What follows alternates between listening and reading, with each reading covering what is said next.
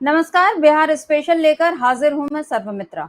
नीतीश कुमार ने एक ऐसा प्लान बना लिया है चुनाव से पहले जिसको लेकर मोदी अब टेंशन में आ सकते हैं। अभी तक मोदी नीतीश कुमार को अपना लाडला मुख्यमंत्री बताते थे, लेकिन अब नीतीश कुमार ने जो फैसले लिए हैं, जिस तरीके से वो काम कर रहे हैं, क्या उसके बाद नीतीश कुमार मोदी के लाडले रह पाएंगे, ये सोचने वाली बात है। और सबसे बड़ा सवाल तो यही है कि क्या नीतीश कुमार वाकई इस बार बीजेपी के साथ चुनाव लड़ेंगे, क्योंकि अभी जिस तरीके से वो काम कर रहे हैं या उनकी जो प्लानिंग चल रही है उसको देखकर तो ऐसा ही लगता है कि नीतीश कुमार बीजेपी को फिर से बड़ा झटका देने की तैयारी कर रहे हैं। आप जानते हैं कि अभी चुनाव से पहले नीतीश कुमार फिर से एक बार अपनी सक्रियता दिखा रहे हैं और खास तौर पे जातिगत समीकरणों को साधने में वो बहुत अच्छे से जानते हैं कि बिहार की सत्ता कैसे चलाई जाती है और उसमें जातियों का क्या महत्व रहता है। तो नीतीश कुमार इस समय तमाम आयोगों का गठन करके जाति समीकरण साध रहे हैं। और क्योंकि उन्हें उम्मीद थी कि नरेंद्र मोदी अभी आए थे जब 2 दिन के लिए पटना और विक्रमगंज में, जब उन्होंने रैली की, सभाएं की, तो उनको लगा था कि इनमें कहीं तो वो कहेंगे कि नीतीश कुमार ही हमारा मुख्यमंत्री चेहरा है, लेकिन मोदी ने ऐसा नहीं कहा।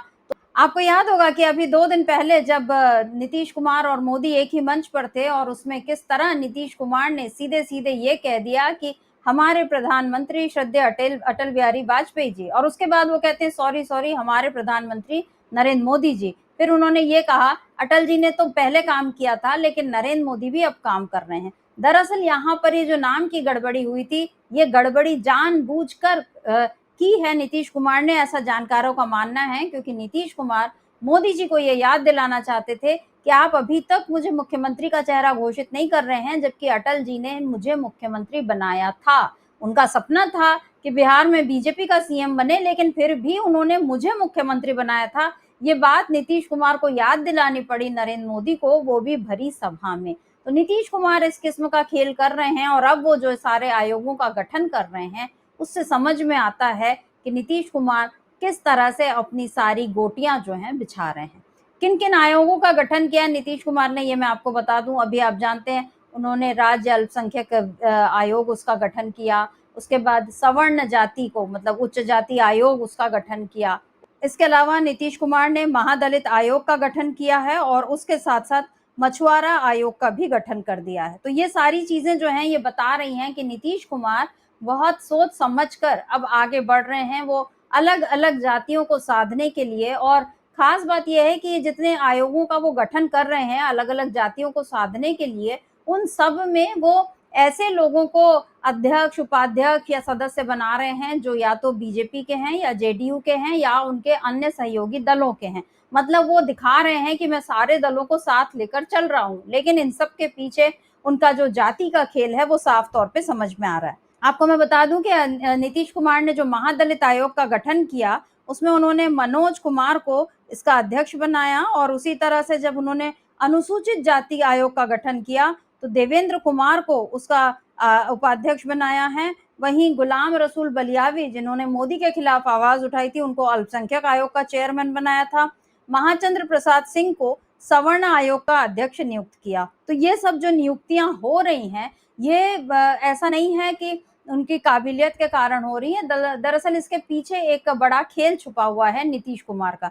तो नीतीश कुमार यहाँ पर उन्होंने अनुसूचित जाति आयोग का जो गठन किया है, उसमें उन्होंने बड़ी कमाल की अपनी सोशल इंजीनियरिंग दिखाई है।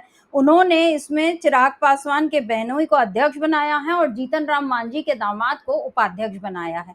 ये दोनों नेता अभी कुछ समय पहले तक, पिछले चुनाव तक नीतीश कुमार के खिलाफ थे, लेकिन अब, और बीजेपी के साथ थे, लेकिन बीजेपी से अब इनको अलग करने की कोशिश और अपना एक नया कुनबा बनाने की तैयारी यहाँ पर नीतीश कुमार कर रहे हैं, ताकि कल को अगर बीजेपी कोई खेल उनके साथ करना चाहे तो वो इन लोगों को याद दिलाएं कि मैंने आपके परिवारों को किस तरह से उपकृत किया है, कैसे मैंने आपके दामाद को, आपके बहनोई को आयोग में अध्यक्ष, उपाध्यक्ष बनाया, और इस तरह वो उनसे इस एहसान की कीमत वसूल सकते हैं नीतीश कुमार। मैं आपको बता दूं कि रामविलास पासवान के जो पहली पत्नी से उनके दामाद हैं, मृणाल पासवान, उनको नीतीश कुमार ने अनुसूचित जाति आयोग का अध्यक्ष बनाया है, और वहीं जीतन राम मांझी के दामाद है देवेंद्र कुमार मांझी, उनको उन्होंने उपाध्यक्ष बनाया है।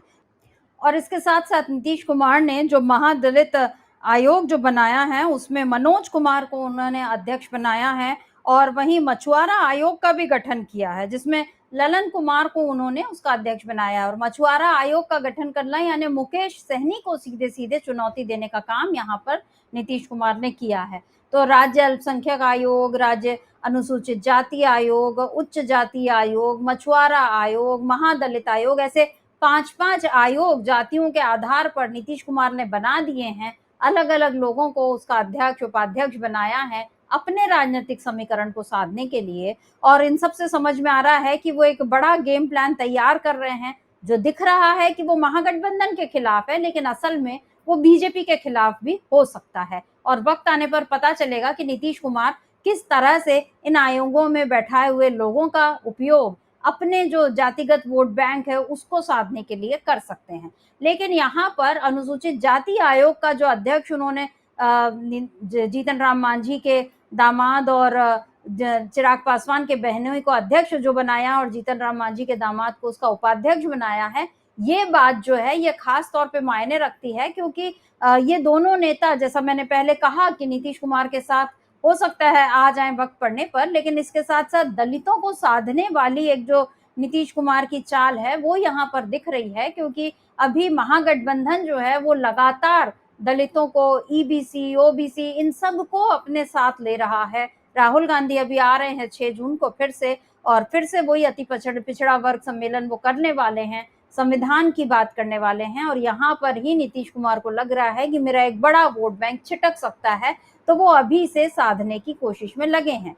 अभी जो मुजफ्फरपुर में दलित बच्ची के साथ दुष्कर्म और उसकी जो जान गई है, उस मामले में नीतीश कुमार अब घिर रहे हैं। कांग्रेस ने तो एक तरफ मोर्चा खोल ही लिया है, लेकिन दूसरी तरफ अब पप्पू यादव ने भी एक ट्वीट किया है और उस ट्वीट में यादव ने लिखा है कि माननीय मुख्यमंत्री जी, दलितों का उत्थान चिराग जी के जीजा जी और मांझी जी के दामाद जी को अनुसूचित जाति आयोग का अध्यक्ष उपाध्यक्ष बनाने से नहीं होगा, बल्कि दलित समाज को न्याय और हक देने से होगा। आखिर रेप पीड़िता दलित बेटी को पीएमसीएच में भर्ती होने के लिए तड़पाते हुए मार डाला गया।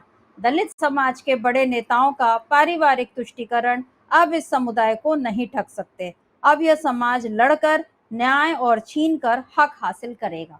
यहाँ पर जो पप्पू यादव ने सीधे सीधे बता दिया है कि दलितों को आप अगर सोचते हैं कि चिराग पासवान और जीतन राम मांझी को साथ कर आप दलितों को भी साथ लेंगे, तो नीतीश जी यहाँ आप गलत हो सकते हैं। क्योंकि अब ये जो समुदाय है ये अपना हक छीन कर लेगा, मांग कर नहीं लेगा। यानी यहाँ पर दलितों के खिलाफ जो एक गुस्सा, दलितों के मन में जो एक गुस्सा बढ़ता जा रहा है नीतीश कुमार के खिलाफ, उसको यहाँ पर पप्पू यादव ने बता दिया है। अब देखना ये होगा कि नीतीश कुमार का ये खेल जिसके जरिए वो बीजेपी को टेंशन दे रहे हैं, क्या खुद उनको नई टेंशन मिल जाएगी महागठबंधन की इस अप्रोच के कारण। तो आगे क्या होगा इस पर भी हमारी नजर रहेगी। अभी के लिए बस इतना ही। नमस्कार, मैं सर्वमित्रा।